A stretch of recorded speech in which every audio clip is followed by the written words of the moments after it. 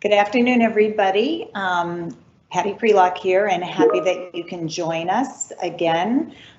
Today, we are going to be talking about some updates on instruction technology and our classroom setup. We thought last week that we were just going to focus on some of the instructional techniques, but actually you're going to hear from Jim Vigro, who's going to be able to talk to you a little bit more about training in those areas. And then we had some new updates that we felt was important for you to hear. So let me just tell you who's here with us today as we go to the next slide. We are fortunate again to have some of our stars from enterprise technology. So Julia Russell and Mike Austin and Andy Gingras are here, as well as Al Turgeon, who will be able to talk to us about classroom safety and setup. We have Jay Dickinson, who is going to give you some updates on the instructional pods and what that's looking like. And as I mentioned, Jim Vigro is going to talk about the faculty and professional development. Just so you know, next week we're going to be talking about the Green and Gold Promise and expectations for that, and how we're going to support and implement that with students, faculty, and staff, and what all our roles and responsibilities are. I know that has come up a lot, so I look forward to having that team with us. So just as a reminder, we are recording this event. Thank you to Carrie Castano, who's curating the questions. We're going to focus on the questions that relate to the theme. We have a little more presentation today, but we will still try and get as many questions as we can. And then, as you know, we always do a accumulation of all the questions and then answer those, and then we put those on the website so that you have access not only to the recording but the FAQs. We will also make sure that you have hopefully the correct link for the future. I know there have been some technology issues in the past to get the right link. And you can go right on the website to get those links as we're doing things live. So let's start on our instruction technology and classroom setup.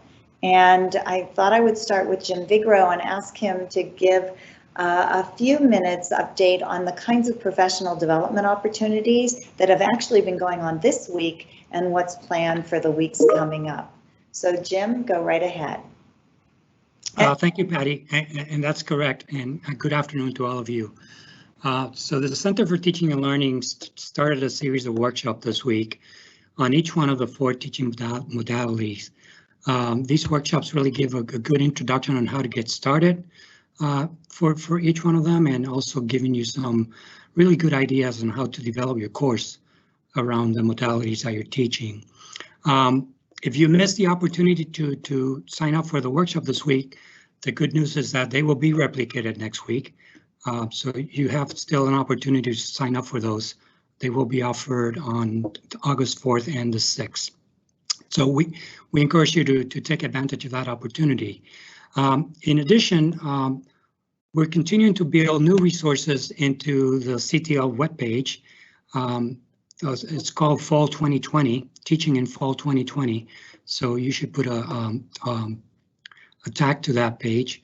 And as for the time being, it's still under construction and new resources are being added. So it's still a good practice to use the resources that were put up last spring in the Teaching Continuity webpage that probably most of you are already familiar with. That page still has a lot of information and resources that are very relevant. So while we build up the new page for Fall 2020, you're certainly welcome and encouraged to rely on the resources that are posted on the Teaching Continuity page. I also want to announce that we are planning a series of workshops and presentations for the week of August 24th. The CTL staff is working at warp speed to get those workshops ready. So we don't have specific information as to the topics and the times, but rest assured that we're doing our best to cover all the bases in terms of to get you folks ready for teaching in the fall. So look forward to seeing some announcements for those opportunities on the week of August 24th. And then finally, the continuing and distance education is also offering their famous boot camps. They have 2 of them scheduled, one for next week, August 4th, and another one for starting on August 11th. And these are workshops that are really very useful for people who are new to online teaching. So we do encourage those of you who will be teaching online and remote for the first time to take that boot camp. It spreads over 2 weeks, but the actual work is estimated to be about 6 hours spread over the 2 weeks. And some of the advantages of taking this boot camp is that you will be handed a sort of a ready-made Blackboard course shell that you can sort of automatically utilize for your courses, along with some information on course designs and some templates for your use. So again, these resources are there. We have very capable and enthusiastic staff willing to help you getting ready for the fall. So thank you. Thanks so much, Jim, and a big thank you to CTL. And we will be sending out the Provost Weekly Digest tomorrow, and there's some information about some of the trainings that Jim spoke about.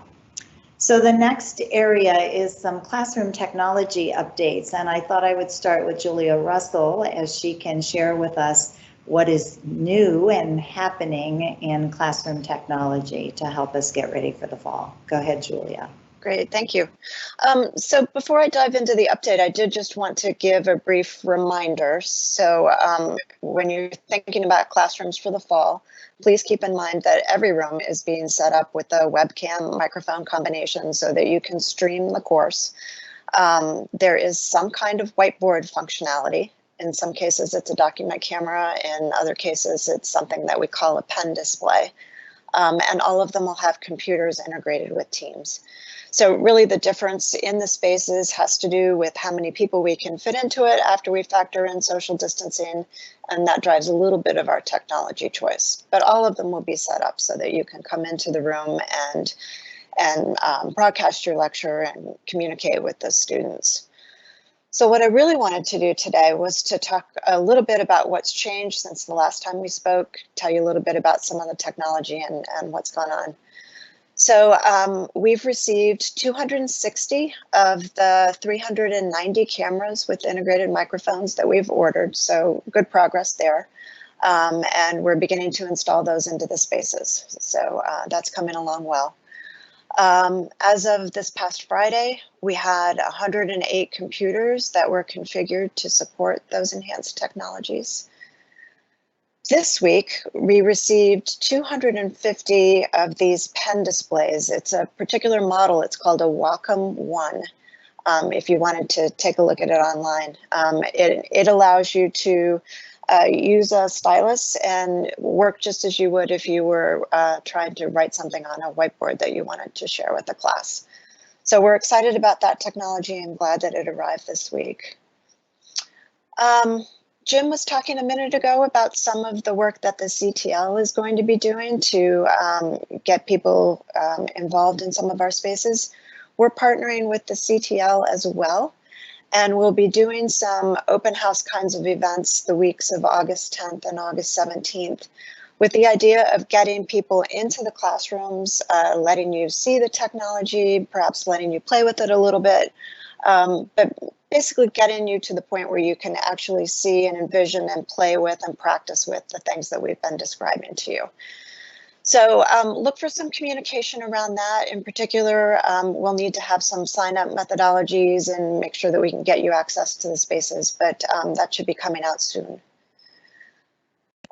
Additionally, I wanted to share some updates around Teams, and I know that there are questions about Teams that are likely to come up, and Mike's our expert there, and we'll dive in. But we wanted to let you know kind of up front that we are working very aggressively to create an integration between Teams and Blackboard. And the idea there is that when the Blackboard course is stood up, there will be a Teams virtual classroom equivalent set up automatically so that faculty members don't have to go in and adjust who's a member of the class and who's not. All of that will be maintained behind the scenes. And faculty will have the ability to decide whether they want that team space set up or not. So it'll be under your control. Additionally, we're working with Microsoft on a number of improvements.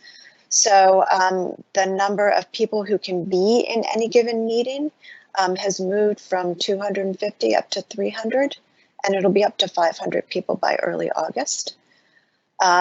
You can now enable some new meeting functionality so that you can see 49 participants on your screen right now. And then we do have some workarounds related to breakout rooms. There's often a lot of question and discussion around breakout rooms. Microsoft is working hard to develop some breakout room functionality that will be coming in the fall. But we have some ways that we can help people be successful with that desire now, and can talk more about that later. Let's see, some other topics that we wanted to touch on. People have been asking questions about the kinds of support that would be available in the space. We're continuing to work to define some distinct roles that would be available to help faculty when they're in the rooms. Right now, we're thinking of that help in 2 tiers.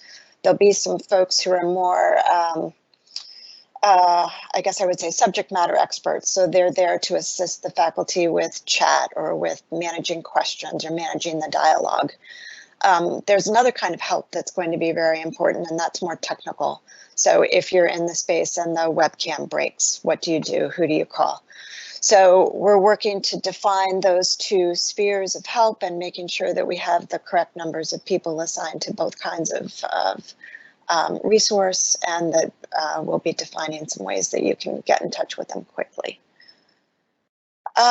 Additionally, in another place that we're partnering with the CTL, we do want to make sure that anybody who falls into those domains of providing help to faculty has all the training that we need them to have. So the CTL will be partnering with us. We'll be doing some technical training so that we have everybody up to date. I think those are the main topics that I wanted to cover. I know you'll have more questions, and the rest of us will chime in, depending on what you'd like to talk about later. So thank you. Thanks so much, Julia, for the work in ETS and all the collaboration with CTL and Microsoft. Mike or Andy, did you have anything you wanted to add? I'm all set. I think Julia did a nice job covering it. Okay. I think Julia did a great job. The one other new item, I think, is we are working on recommendations for whiteboard software that integrates with Teams, and so there'll be recommendations about what type of software to use for whiteboarding coming in the next week or 2. Excellent. Thank you so much, Mike. All right, Al, thank you for joining us. I know you have a few updates on classroom safety and setup, so I wanted to give you a few minutes to share those updates. Thank you, Patty. Yes, there are a few. So regarding classroom health and safety, just so it's clear, we've redesigned the classrooms to de-densify them to meet the 6-foot physical distancing requirement. We're adding signage, posters, and decals that are either focused on safety messaging or directional signs that will help maintain the appropriate seating plans, or help guide students to which door to enter or exit, or safety messaging around promoting the wear of face coverings, maintaining physical distancing, promoting personal hygiene, the cleaning and disinfecting pieces, etc. We're also installing, if they haven't been already, they will be installed Clorox wipe dispensers in all classrooms for student use. They'll have some responsibility for cleaning their spaces or devices that they use at the end of class. There'll be hand sanitizers installed outside the classrooms, and we're ensuring that custodians on a daily basis do a deep cleaning of all classrooms. Regarding face protection, all students will be required to wear face coverings in class, and faculty will be provided face shields, and they will need to maintain a 9-foot distancing for that type of face protection. We will be evaluating where plexiglass is useful, and that will be done, and the installation of plexiglass will be on a case-by-case basis. For example, it wouldn't make sense to put those in the Davis Center ballrooms because the physical distancing can be maintained. Where the space distancing is an issue, then we'll look to possibly put in plexiglass in those kinds of spaces. And there are other combinations of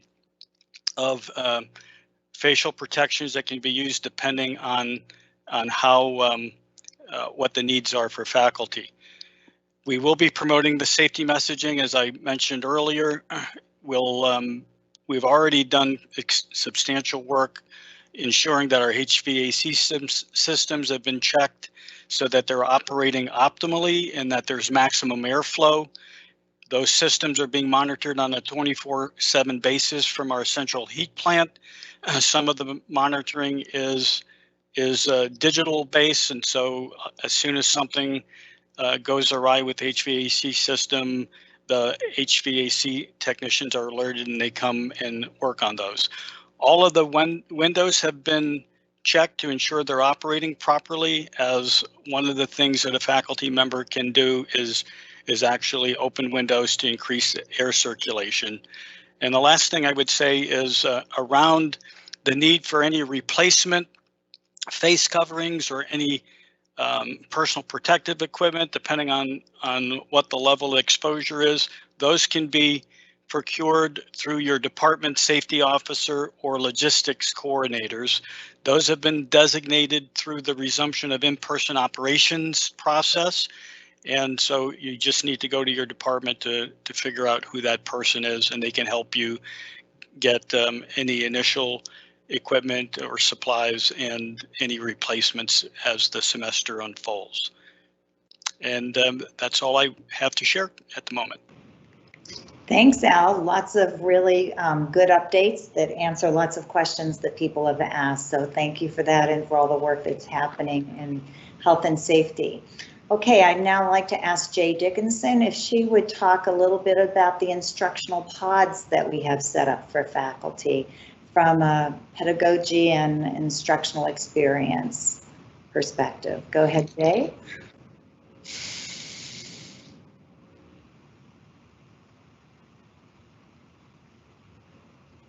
Jay, did you unmute? Sorry, I didn't mute myself. I was muted. Sorry. Let me start again. So I wanted to update you, as Patty said, on these pod spaces, and I've heard from a couple of faculty that you're not quite sure what we mean by a pod. These are spaces that have been that are too small to accommodate a class. So most of them have a capacity of about seven seats. However, we are equipping them with all of the equipment that you would need to be able to stream remotely or to be able to use a document camera or other equipment to lecture remotely and also to record. So these equipped pods are going to be available. We'll have between 22 and 30 of them. We're trying to see how many we can get up and running. And the big question now is how to get them scheduled. The other thing I wanted to mention is that, as many of you have heard, capacities for rooms have been drastically reduced by the need to set up social distancing, and in some cases, the need to create space at the front of the class, as Al was saying, between the instructor and the students. If you are interested to know what the capacity of your assigned classroom is, you can go to the fall semester page, the schedule of courses page on the registrar's website. And if you go to the bottom of that page, there's a link that says revised classroom capacities for fall 2020. If you click on that, you'll be able to find your room and find out what the revised capacity is. And we do ask that faculty keep those capacities in mind and not plan to have more than that number of students in the class at any given time. So with the pods, we're working right now on a form that will allow faculty to request to be scheduled into a pod space. either for the entire semester for their particular class, or if they only think they'll need it on Tuesdays, for example, for a Tuesday, Thursday class, they can indicate that in the comments. The pods are located scattered throughout the campus, so you can also say, for example, my office is in Waterman. I'd prefer to have a pod space that's in Waterman. The factors that are going to be considered in terms of prioritizing how these will be scheduled, we anticipate there's going to be somewhat more demand than there will be availability of the pods, at least initially. So first of all, if you do not have Wi-Fi access at home and you hope to come to campus and use a space on campus, or if the Wi-Fi in your office is not strong, you can put that down as a factor. If you don't have the equipment that you need, for example, if you need one of those Wacom One tablets in order to do your teaching, that would be a factor that we would consider. And also, if you have a specific situation in which you need to have your TA in the classroom with you, the pod spaces are large enough for you and a TA to be in there at once, that would be a factor that we would consider. There's also a couple of other things that we're going to take into consideration. The process will be that there will be a special form available in the EMS scheduling system. And if you do not have access to that system, you can ask your department admin to schedule it for you. And we'll be sending out instructions to all remote faculty on how to fill out that form. And then the registrar's office will do the scheduling. After that initial scheduling of top priority classrooms is done, the registrar's office will continue to take requests via this form and to schedule pod usage throughout the semester. If you have an asynchronous class and you want to use it for recording lectures or for any other purpose, you can put that information into the form, and the registrar's office will work on scheduling it for you. Thank you. Thanks so much, Jay, and giving faculty a better perspective on what those pods might look like and how they might use them. Okay, so we're going to open it up for questions, and before we take the questions, though, we also are fortunate to have Gary Durr here with us, who, as you know, is our VP for Operations and Safety and has been really leading our charge in UVM Strong, and I just wanted to give him any opportunity to offer any other updates that are related to our topic or otherwise that he feels might be important for the faculty to know. Go ahead, Gary. So thank you very much, Patty, and it's great being back together with everybody. A lot going on, a lot happening as we prepare for just a few short weeks before the students arrive and we start back up with classes. It's been a fast and at times crazy summer, but I think things have come together. Al mentioned, and I just want to also add my appreciation for all the great work that everybody has done with the resumption of in-person operations plan. I think we're well over 120 of those reviewed and approved right now. We've been sending information out to people about those, and we've been gearing up in a good manner and a good pace for the start of fall semester. So I thank you. We have more that we're going to be getting out this week for those remaining units. So if there happens to be anybody out there who's not, we want to encourage you to do that as possible. Oftentimes there's a little details. In the notice about the resumption plans, we're letting people know that they can pick up their facial coverings at the Davis Center, and then a question came up with graduate students that are here. So just give us patience as we work those details out, but we'll be sorting through all those things as we move in closer to the semester. So with that, I think I'm happy to let it go and turn it back over for questions. Thanks so much, Gary. Okay, I think the first question is probably going to come to Julia. The question is, are Clorox wipes okay for computer keyboards? So I think the question of cleaning technology generally is something that we will take as a takeaway and develop some instructions that we can have in each classroom. I think the Clorox wipes may be perfectly appropriate for some of the technology, but we know there are places where it's not okay to use.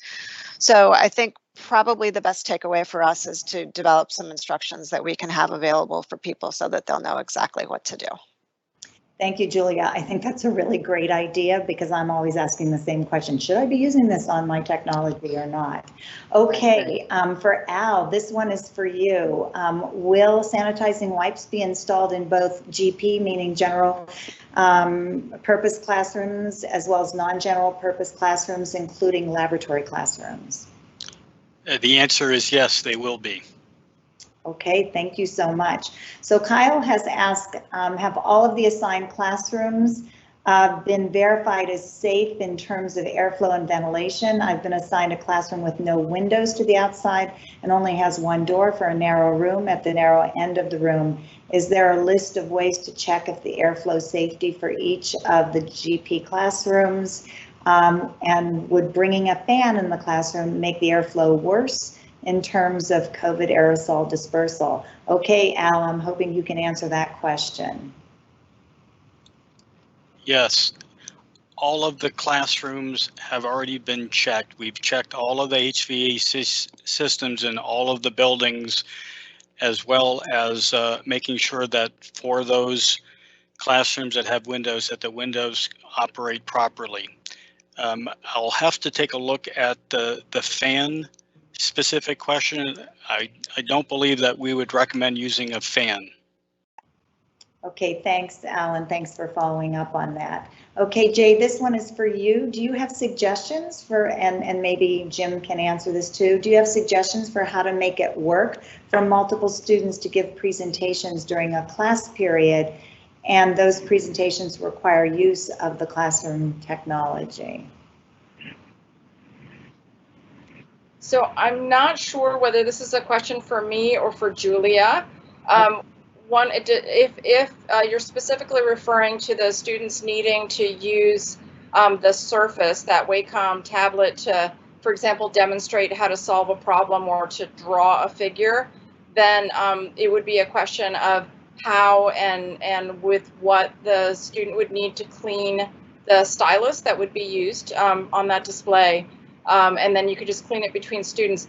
If the question is just simply giving presentations, I would strongly encourage faculty to consider ways to utilize the Teams meeting functionality so that students can present from where they are. And keep in mind that this is a technology that's already being used, for example, in the College of Medicine, where students will work in groups and then they will have the ability to take over and present to the central screen in the room. And we're offering the opportunity now to do that kind of really sophisticated group work using technology that will become more standard in our classrooms. Thank you, Jay. Julia, did you want to add anything else? Well, I think what I might do is ask Mike to describe the whiteboard software that we're looking at, because I think that actually relates to Jay's first point. Okay, go ahead, Mike. Sure. So we are evaluating a couple different whiteboard software tools that allow collaborative editing of whiteboards. So if you want an electronic whiteboard during your class, you'll have the option to just create it by clicking on the whiteboard icon in Teams. And then the faculty member can be working on writing that, but they can also invite their students to participate in that whiteboard, and students can either go up and use the Wacom tablet, or they can, if they have their own touch-enabled device, they can write on it from their own computer, or they can even use a mouse and enter text or sticky notes or drawing on the whiteboard. So I think there's some real opportunity there to let them engage from their own personal computing device. Thanks so much, Mike. Al, the next two questions are for you from Luke and Ted. One is about air exchanges. Is there any way to see the numbers on what those circulations look like for different rooms and buildings? I'm thinking your answer is going to be you're making sure that all the rooms and buildings have the appropriate airflow. And then one was, has UVM examined UV air sterilization for HVAC or classroom spaces? This is out of my realm of understanding. So Al, do you have anything that you would like to add to Luke and Ted's questions? The technical review of airflow for each of those classrooms is something that I don't have an answer for. the answer that I can give you, having checked with our physical plant staff repeatedly to try to answer what they are doing concerning HVAC systems, is that they have already tested all of the HVAC systems in all buildings to ensure that they're operating optimally, which means including ensuring the optimization of airflow. They're monitoring them on a 24/7 basis from a central heat plant facility. In most cases, they're digitally monitored, so as soon as the system fails in some way to be optimal, there's HVAC technicians that's dispatched to make sure that they are functioning as they're designed to. Thank you so much, Al. Julia, the next one is from Penny Bishop, and she's asking, and I'm thinking the answer is yes, but will the technical support that you described be available during classroom, evening class times, as well as all classes regardless of their size? Yeah, so the technical support that I was describing, particularly the helpline is one of our key elements of that support, as well as the folks who can handle break fix kinds of things. They're open whenever classes are open. They begin on Sunday evenings. It carries through the week up until 9 p.m. each night and ends on Friday. But in addition, what we're doing is taking the class schedule and cross-referencing our hours to the class schedule and trying to make sure that we're staffed to meet the peaks. Excellent, thank you, Julia. And Gary or Al, I know this has come up before, this next question about face coverings for faculty. I'm imagining this is coming from, are they supposed to wear a face mask? And if they're doing a face shield, or can they just use a face shield if they are doing the 9-foot distance? So Gary or Al, what are your thoughts? They just want to know, are they allowed to teach using face shields, and will they be supplied? And my understanding is yes, with an approved face shield. So Gary? I'll let Al take this. He and I've talked about this, but he can, yep. Okay, go ahead. Thank you, Gary. Yes, so the basic premise is face coverings, cloth face coverings, some of which now they're being manufactured with a clear piece that is sewn into the cloth. Those are the base systems that we would want anyone to use anywhere on campus, to include students in the classrooms. Faculty who want to use a face shield, so long as they're maintaining a 9-foot distance, can wear them and wear them safely. They can also be augmented with a face covering if you're teaching in very close proximity to a student for a prolonged period of time. So the basic requirement is face coverings everywhere on campus, face coverings for students in the classroom, and plexiglass shields, I'm sorry, not face shields for faculty who are teaching in a classroom so long as they maintain 9-foot distance. Thank you so much, Al. I think you're popular today, Al. The next 2 questions, I believe, are also for you, in terms of some confusion about installing cleaning supplies in the classroom, in the theater, and whose responsibility is it, and would the Wacom's ones be issued to each faculty or installed in each classroom? So you don't need to do anything to have the Clorox dispensers installed in the classrooms. They will automatically be done, and if they're not done yet, they will be very shortly. If for some reason we've missed you, request that they be installed in a space through your department level safety officer, logistics coordinator. Okay, thanks, Al.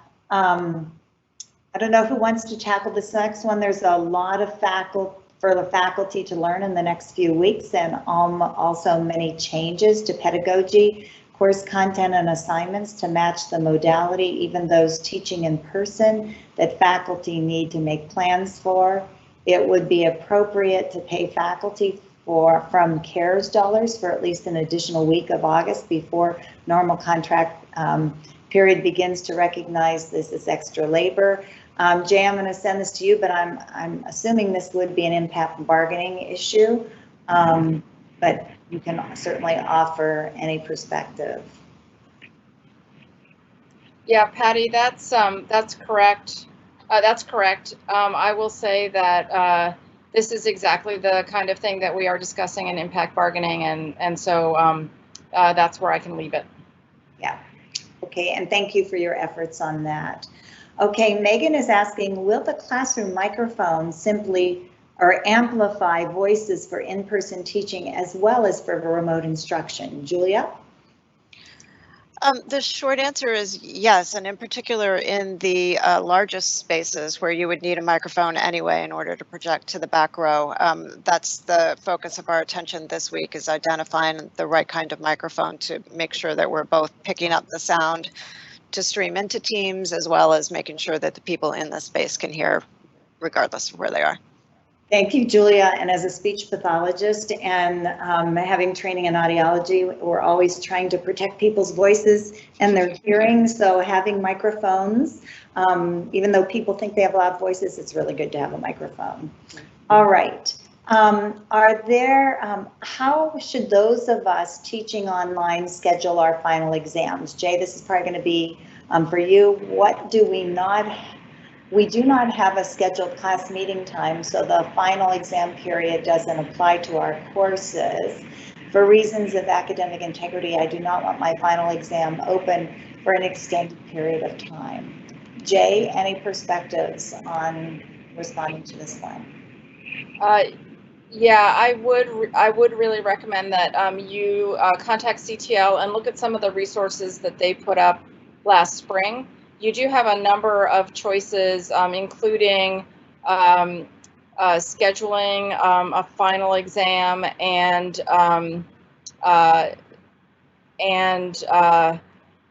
only making it available to students at certain times. You can also make sure that students use things like Respondus Monitor and Respondus Lockdown Browser to ensure additional safeguards regarding monitoring and academic integrity. So my recommendation is that you look to the resources that are already available for faculty teaching fully online courses regarding how to schedule and manage online exams for your course. Thank you, Jay. And Julia, I think the next couple are for you, and Jay could probably provide some backup. Are there any photos of the classroom setup, position of the camera available so that we can visualize the space during our planning for fall teaching? And how will we make an appointment to try out a classroom? So let me tackle the photos question first, and I may ask Andy to join me here. One of the things that we're working on is a tool that allows a faculty member to find out very specifically what the technology is in any given room. We've been working a little bit with the CTL to begin to take some photographs so that we can show people exactly what's going to be there. Andy, is there anything that you want to add to that? No, I think that actually covers it. I know some photos were taken during some of the training sessions. So yeah, I think we can work with Hope to pull those together. Okay, great.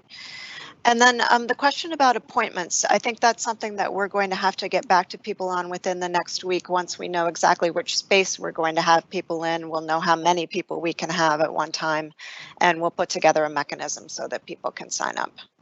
Thank you so much, Julia. And Gary, this is probably for you because I know you've had hundreds of resumption plans you're working on. If a department has not seen the approval yet for resumption, can we expect that we will hear something as soon as the department's plan has been approved? And I know you're doing these daily, so I imagine, yes, they get their chair and their dean gets a copy of the approval. But Gary, anything you want to add? No, I would say that I did 24 this morning, and I expect probably another 20 or so coming my way for review and approval to go out, and then probably the same number Friday for over the weekend. So I think that assuming everybody's put it in a reasonable amount of time, the group has been doing a phenomenal job reviewing all these plans, and I would say if you don't hear something by next week, shoot somebody an email. We can get you an answer on that one. Excellent, thank you. Jay, you might be able to answer this one. Room assignments are being adjusted for the number of students. If it is a hybrid course, would the course director be able to work with facilities to determine the best structure for their classes, splitting the class into 2 in-person groups? This is from Karen. Yes, so something that faculty should know is that the way that we were able to schedule courses into these greatly reduced capacity rooms is that if you applied for a mixed modality, your course was divided by the number of meeting days per week. So for example, if you had a Monday, Wednesday, Friday class, the course, you were put into a classroom where the cap was 1/3 of that class size.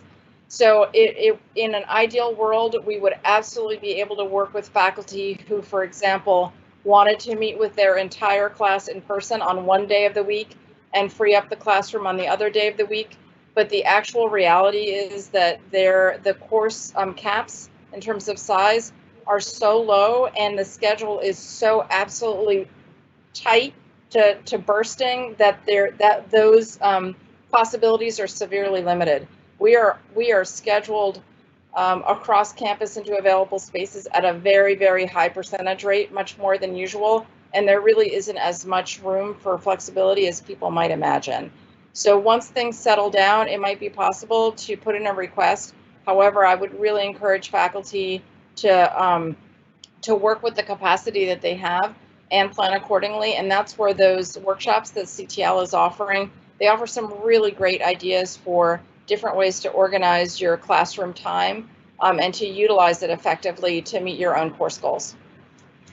Thank you so much, Jay. Ann Clark asked about more locally controlled classrooms for mixed instruction. Are they automatically equipped with plexiglass, or must they be ordered by the safety officer? And then will face shields be automatically provided, or should they be ordered? I think, Al, I'm going to have you take this, but I do think they have to order the plexiglass face shield. Is that right? But all faculty will be given their own face shields, but I don't want to say something that's wrong. So Al, you're the expert. Tell me what the answer is. Patty, you have that correct. So all faculty will receive an initial face shield, and any replacements would need to be requested through their safety officer or logistics coordinator for their department. As regarding plexiglass, there is a team that has been asked to go around all of the classrooms and to determine whether any require any plexiglass. That also offers a second approach where faculty could request plexiglass, but those will only be installed in a few cases where it makes sense to, and I gave an example earlier. It would not make sense to put any in the large spaces in the Davis Center because the distancing in that space is sufficient, and plexiglass barriers don't add any level of protection.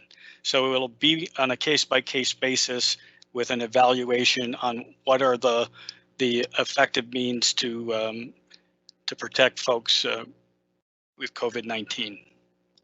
Thank you so much. Okay, so the next one has 3 questions, and Al, you, and then maybe Julia as well. So are masks needed in the field given social distancing protocols observed? So I'm imagining we have a lot of faculty who have field courses who are outside, and so they want to understand, do they have to wear masks? And are there safe non-fogging masks that can show the face? So how does the face shields work?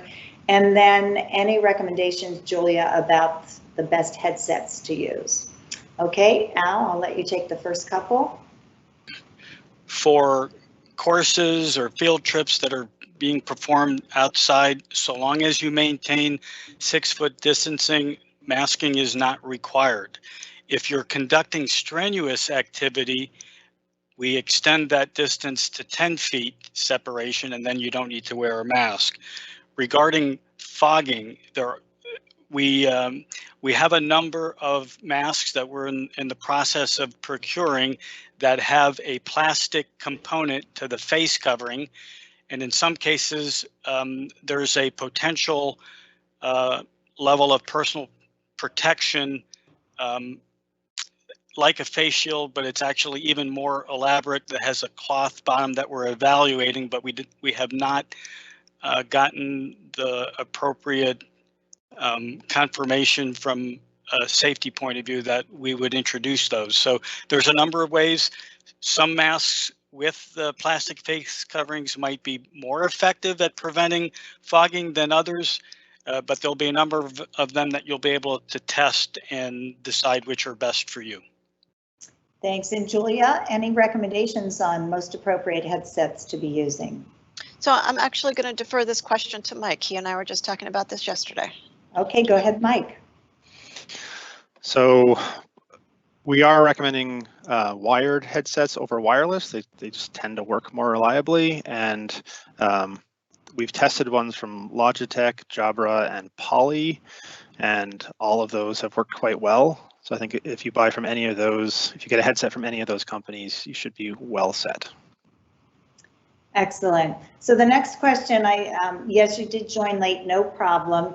Faculty can wear the regular face coverings that they're given or what they have to teach. We're just giving the shields for those faculty who feel it's, you know, if you don't want your face covered, then you have to have the 9-foot distancing. And there are some of our faculty in the languages who want students to be able to see their lips and mouths. And some may want to do both, but I think what we are requiring is anywhere on campus, you have to wear your face mask or face covering. And then in the classroom, we're giving you face shields if that helps facilitate your teaching, as long as you have a 9-foot distance, but you can certainly teach with a face covering. Anything that I said that was not right, Al? That was spoken perfectly, Patty. Okay. And then let's see. Karen is asking, yes, Karen, I think Julia already answered that they are looking at microphones that would project to the whole class as well as to remote students, because that's really important. Thank you. Bernice, good to see you here. What has been done to thoroughly explore and vet outdoor classroom space construction that are fully equipped with AV to support and create a high-level learning environment? I would like to strongly advocate for outdoor classroom construction. Gary, I'm going to let you take this one because I know we've had conversations. This may not be as easy as we think it is. Go ahead, Gary. So, so we've been looking at the potential of having some tents for outside instruction. We've moved away from that. The number of logistics associated with that. We are looking at potentially having some tents that we might use for multiple use purposes outside. So that, you know, as I think Jay alluded earlier in the conversation, we had to take Grand Maple Ballroom off the line and make that available for classes. That's a huge facility, had a lot of uses that we were anticipating it for. So what we're now looking for is, are there tents that we could use for what would have been purposes that we did inside? Those rooms would have IT. We've worked with colleagues on this Teams Live to have that set up in there, as well as electricity, all the various needs in there as well too. But if Bernice, you have any specific ideas about outdoor classrooms, I would be interested in hearing what you're talking about outdoor classroom construction. So thank you, Bernice. Yeah, and Bernice, there's always so many things to consider, and Gary and I have even talked about the tents in terms of heating and support and our unpredictable weather, etc., and access. So yeah, if you have other ideas, please share those with Gary. Julia, this is for you from Erica. She wants to know a little bit more about the content support and what this actually means to help someone who's assigned to their class. And I guess I might just say something that we just did approval for several of your colleges who have undergraduate teaching assistants, and our plan is to teach them in the technology to support the efforts.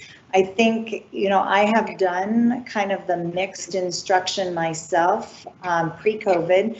And when I didn't have access to someone, I actually had a student who monitored the chat for me, and they actually got really good at it. But Julia, is there anything that you want to add about content support? And I know you have text, and then your goal was to help support the training of the number of students that are going to be undergraduate TAs. Right. No, I think that's exactly the distinction I would draw. So there's the TA kind of role that would be the person in the room, and we do want them to have a greater level of technology experience perhaps than they've had in the past, so that they can do some things that they've just never had to do when the class was exclusively in person. So those folks would be assigned using the mechanisms that TAs are typically assigned. The people that would be on call are the people who handle the real, you know, this piece of equipment broke kind of problem. And so that's where you'll have a phone number that you'll call. There'll be many people to answer the calls, and then we'll get you some support with broken technology as quickly as we can. So two distinct kind of roles handled in two different ways. Thanks, Julia. And I think both Megan and Larry have questions for you as well. Okay. Is there opportunities to use traditional whiteboards and chalkboards in the classroom? If not, it seems like faculty are wanting to know a lot more about the Wacom One that you talked about. And, yeah. And yes, and then the other question, Larry, I love this question. If a laptop has worked well for you in the past in the classroom, and you're not adding all kinds of fancy tools, should it still work in these classrooms? And I'm hoping the answer is yes, but go ahead. So let me start with the whiteboard, and I'll ask Mike and Andy both to chime in here. We've done some testing where we've tried to direct the camera to a whiteboard or a chalkboard in front of the room, and it just hasn't been a good experience. Either the visibility hasn't been that great, or you saw part of the chalkboard and not the rest. It really, we didn't think that it translated very well. So we'd really like to see people use either the document cameras or the Wacom Ones. If you want to look the Wacom Ones up, it's WACOM, and it's the One is the name of the model. I might ask Mike to talk a little bit more about them because he's done a little bit more testing with them. But before I turn it over to Mike, let me just say quickly about the laptop question. If you've had good luck using your laptop in the past, yes, you should have good luck using your laptop in the future. Mike, do you want to jump in there and talk a little bit more about the Wacoms and maybe elaborate on the laptop as well? Sure. I think you covered most of it, but the thing we like about the Wacom One is it's pretty intuitive to use. It looks like another monitor on the classroom computer. So whatever tool you're comfortable with, whether it's the new whiteboard application or OneNote or even the Office suite, they all have some ability for handwriting support, and you'll just be able to write directly on the screen or draw diagrams or math formulas or chemistry models or whatever works for you. And that'll be displayed to remote participants and projected on the screen in the classroom. So we think this is basically the modern version of the classroom whiteboard, and hope you find it easy to use. There will be opportunity in mid-August to come into the classrooms and try the technology out and get comfortable with it. Thanks so much, Mike. I think John's question and then one that comes 2 questions after are also for my great ETS team. Will laboratory classrooms receive the updated electronic technologies that have been described today? And also the laboratory classroom revised capacity, Jeffords room 120 is not listed on the site.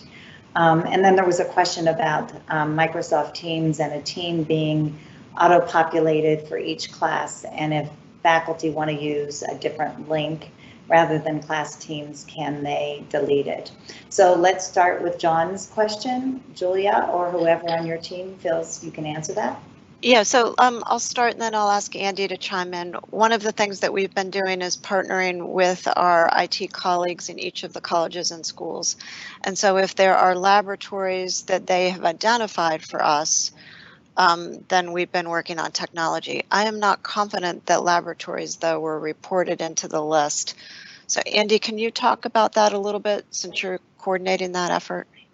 Yeah, unfortunately, I can't add a whole lot at this juncture. I probably need to know specifically which laboratories are in question so that we can take a look at the sheet to understand how best to answer that.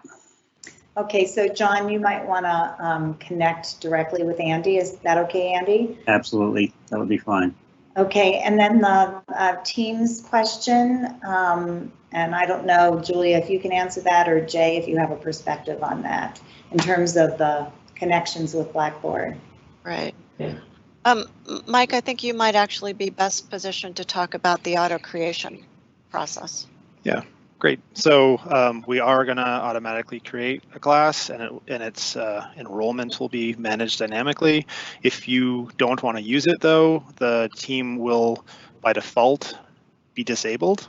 So faculty or your TA, because they'll have a owner role in the team, have to actually enable the team. So if you don't do that, it won't be there, and you can use just Teams meetings and not the actual team classroom space.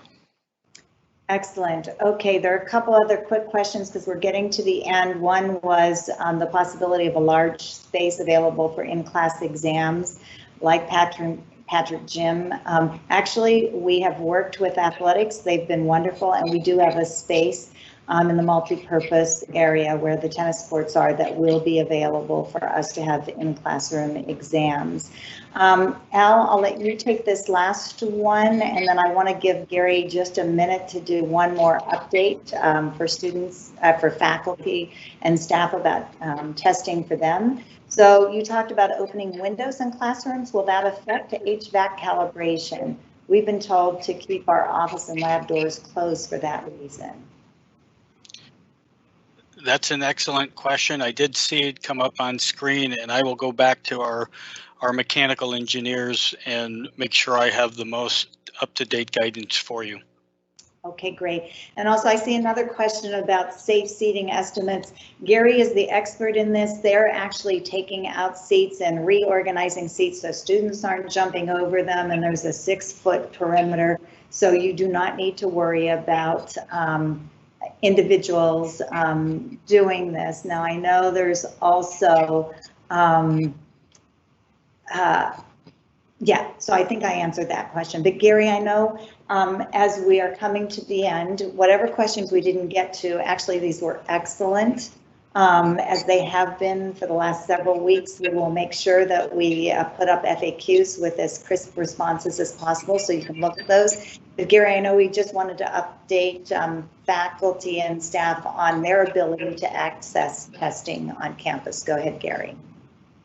So thank you, Patty. And we've heard from many people, both on these Teams Lives and emails, a real interest on the part of employees at university to have access to COVID-19 testing on campus. And I'm pleased to announce that we're going to be making that available on campus. It will be done in conjunction with our student testing protocol. We're going to be asking employees to sign up for it, just so that part of it is I need to know how many people are going to be coming, because the testing protocol right now is it has to be observed witness test. So we're going to be rolling out more information on that. What we're going to say is that whatever the schedule that we have for students, so weekly testing strategy, is what employees can sign up for. They can't sign up for more, so I can't say I want to come twice a week. If we're doing only once a week with students, they can sign up and they can opt to come every other week if we're offering weekly testing, but you're not mandated to take it on that schedule. But you can do less, you can't do more than that. And I think that, you know, one of the things that we heard is that desire to know that you're healthy and that your colleagues that you're working with are healthy. It is not mandatory, it's not required. And this would be for testing for people who just want routine testing. We also are making available on campus 2 locations for employees that present with symptoms. So as you know, we're going to be rolling out a daily screening. And if you report that you have symptoms that may indicate that you might have COVID, you can also choose to get that testing done on campus. And we'll be detailing where those locations are. We don't want you to go to the routine testing site. We want you to go to what we're referring, and we got to come up with a better name, the systemic this site where you may have symptoms, excuse me, and we want you to go there for the testing. Oh, it looks like we lost Gary a little bit. Oh, go ahead. Okay, am I still there? Okay, so it will provide more information on it. Part of the reason that I want to encourage people to consider this option is that the turnaround on this, we're pretty confident will be 24 hours versus if you went out to the public and you went to your doctor or whatever, it could be 3, 4, and 5 days, and there'll be no cost to employees for this. And again, we'll be getting out more information on this. Yeah, more information is going to be coming on all of our protocols, but we did want to answer that just for availability for faculty. So I want to thank our panel, who's great and have done a really wonderful job answering the questions. Whatever we didn't get to, we will put in the FAQs and make sure they're posted and responded to. Next week, we're going to do the Green and Gold Promise. And then I know we're going to have Gary come back and talk about our contingency planning for the future. And I think we'll probably end these the week before you all come back officially on contracts so that you can really focus on your course preparation and all the training that CTL is providing, and then maybe provide monthly live meetings just to keep people up to date. So thank you to our panel. Thank you to faculty for taking your time and for your excellent questions. And we will see you next week. Thank you, everyone.